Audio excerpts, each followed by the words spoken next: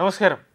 Rafale യുദ്ധവിമാനത്തിന്റെ source കോഡുകൾ ഇന്ത്യയുമായി പങ്കിടാൻ ഫ്രാൻസ് വിസമ്മതിച്ചു എന്നുള്ള വാർത്തകളാണ് ഇപ്പോൾ പുറത്തേക്ക് വരുന്നത്. വാർത്ത പുറത്തു വന്നതോടെ ഡൽഹിയിലെ ദീർഘകാല വ്യോമശക്തി തന്ത്രത്തെക്കുറിച്ചുള്ള ചില ചർച്ചകൾക്ക് ഇത് തുടക്കം കുറിച്ചിട്ടുണ്ട്. ഇന്ത്യയുടെ പ്രവർത്തന സ്വാതന്ത്ര്യം, സാങ്കേതിക കൈമാറ്റം, ഭാവിയിലെ വിമാന വാങ്ങലുകൾ എന്നിവയിൽ ചോദ്യങ്ങൾ ഉയരുന്നുണ്ട്.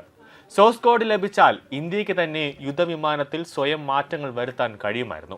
റഫാൽ യുദ്ധവിമാനത്തിന്റെ സോഫ്റ്റ്വെയർ ആർക്കിടെക്ചറിലേക്ക് ഇന്ത്യക്ക് പ്രവേശനം നൽകില്ല എന്ന് ഫ്രാൻസ് വ്യക്തമാക്കിയതോടെ ഇന്ത്യയുടെ വ്യോമ പ്രതിരോധ ശേഷി ശക്തിപ്പെടുത്താനുള്ള ശ്രമങ്ങൾ തടസ്സപ്പെട്ടതായി ഡിഫൻസ് സെക്യൂരിറ്റി ഏഷ്യ റിപ്പോർട്ട് ചെയ്യുകയാണ്.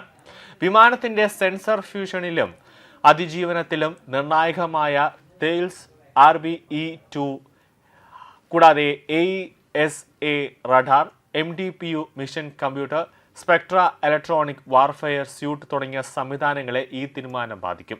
ഇത് കാരണം വിമാനത്തിൽ തദ്ദേശീയമായ ആയുധങ്ങൾ ഘടിപ്പിക്കുന്നതിനും മിഷൻ ക്രിട്ടിക്കൽ സിസ്റ്റങ്ങളിൽ മാറ്റം വരുത്തുന്നതിനും ഇന്ത്യ ഫ്രാൻസിന്റെ അനുമതി തേടേണ്ടി വരും.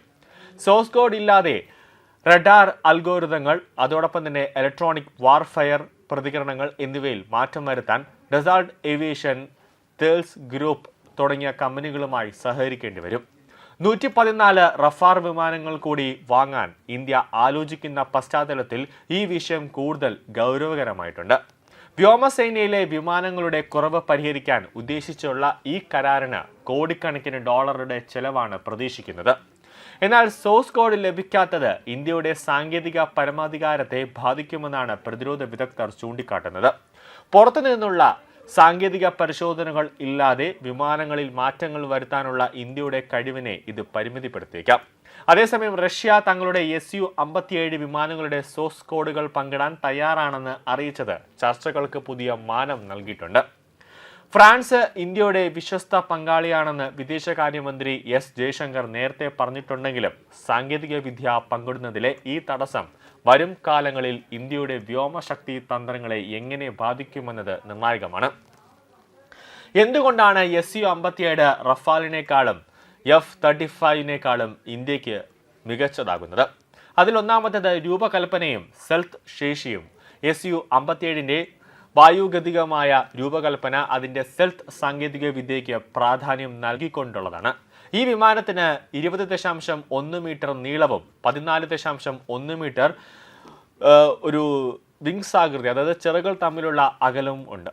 റഡാർ തരംഗങ്ങളെ പ്രതിഫലിക്കുന്നത് കുറയ്ക്കാനായി പ്രത്യേക കോമ്പാസിറ്റ് മെറ്റീരിയലുകൾ ഉപയോഗിച്ചാണ് ഇതിന്റെ നിർമ്മാണം. സാധാരണ റഷ്യൻ യുദ്ധവിമാനങ്ങളിൽ നിന്ന് വ്യത്യസ്തമായി Su-57 ആയുധങ്ങൾ വിമാനത്തിനുള്ളിൽ തന്നെ സൂക്ഷിക്കാനുള്ള സംവിധാനമുണ്ട്. ഇത് റഡാറുകളിൽ വിമാനം പതിയാനുള്ള സാധ്യത കുറയ്ക്കുന്നു. റഡാർ തരംഗങ്ങളെ ആഗീകരണം ചെയ്യുന്ന കോട്ടിങ്ങുകളും ഇതിനുണ്ട്. F-35 അപേക്ഷിച്ച് ഇതിന്റെ സെൽത്ത് ശേഷി അല്പം കുറവാണെങ്കിലും ഇതിന്റെ വേഗതയും വഴക്കവും ആധുനിക യുദ്ധമുഖത്ത് ഇതിനെ ഒരു കരുത്തനാക്കുന്നു. രണ്ടാമത്തേത് മികച്ച പ്രകടനത്തിനായി കരുത്തുറ്റ എഞ്ചിനുകളുണ്ട്. 2 സാറ്റേൺ AL-41 F1 മോട്ടോറുകൾ ഉപയോഗിക്കുന്ന Su-57 മണിക്കൂറിൽ 2135 കിലോമീറ്റർ വേഗതയിൽ സഞ്ചരിക്കാൻ കഴിയും. ആഫ്റ്റർ ബേണറുകൾ ഉപയോഗിക്കാതെ തന്നെ മണിക്കൂറിൽ 1400 കിലോമീറ്റർ വേഗത നിലനിർത്താൻ ഇതിന് സാധിക്കുമെന്നത് ഇതിന്റെ വലിയൊരു സവിശേഷതയാണ്.